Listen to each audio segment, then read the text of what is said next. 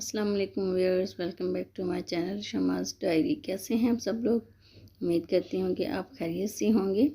और जो है ना, आज हम एक सब्सक्राइबर की फरमाइश पर जो है वो देगी मटन कौरमा बनाएंगे। तो अगर आपने मेरे चैनल को अभी तक सब्सक्राइब नहीं किया है तो प्लीज़ सब्सक्राइब कर लें, लाइक और शेयर ज़रूर किया करें और कमेंट करके बताया करें, क्योंकि फ़ीडबैक जो है ना वो मेरे लिए ईंधन का काम करता है। और साथ में बेल आइकन के बटन को ज़रूर प्रेस किया करें ताकि हर नई आने वाली वीडियो आप तक जल्द से जल्द पहुंच सके।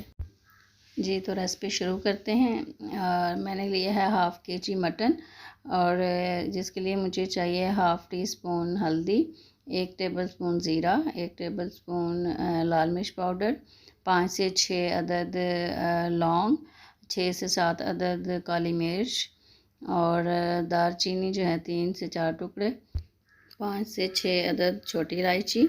और इसके लिए जो है ना, मैं ये 1 टेबलस्पून नमक, आप इसमें जायका भी डाल सकते हैं, और 2 चम्मच अदरक लहसुन का पेस्ट, और ये 3 से 4 प्याज जो है ना वो मैंने फ्राई कर लिए हैं। तो 1 प्याली दही चाहिए होगी। और अब ये तमाम मसाला जात जो है ना, इसको हम गोश्त में डालकर, मटर में डालकर इसको थोड़ी देर जो है ना वो मिक्स करेंगे अच्छी तरह। मेरे पास चूँकि फ्रीज़ मटन था, इसलिए मैंने इसको 4 से 5 मिनट पहले जो है ना डीप फ्रीज़ किया था कुकर में डाल के। तो आपके पास फ्रेश है तो इसकी ज़रूरत नहीं है। आप गोश्त में जो है वो सारे मसाले स्पाइसेस डालकर और उसको अच्छे से मिक्स करके और उसको 8 से 10 मिनट के लिए जो है वो उसको आप कुक कीजिएगा। तो अब ये देखें, ये इसको मैंने अच्छे से भून लिया है।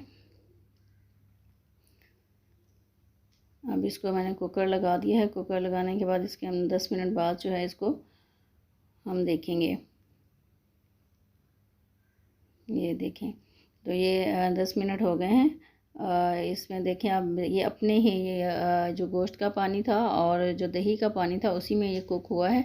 हमने इसमें और पानी नहीं डाला था। तो हमारे घर में थोड़ा सा आलूओं को पसंद किया जाता है, तो इसलिए मैंने सोचा मटन कौरमा में कुछ आलू भी डालूँ। आप भी सोच रहे होंगे ये कौन सा कौरमा है।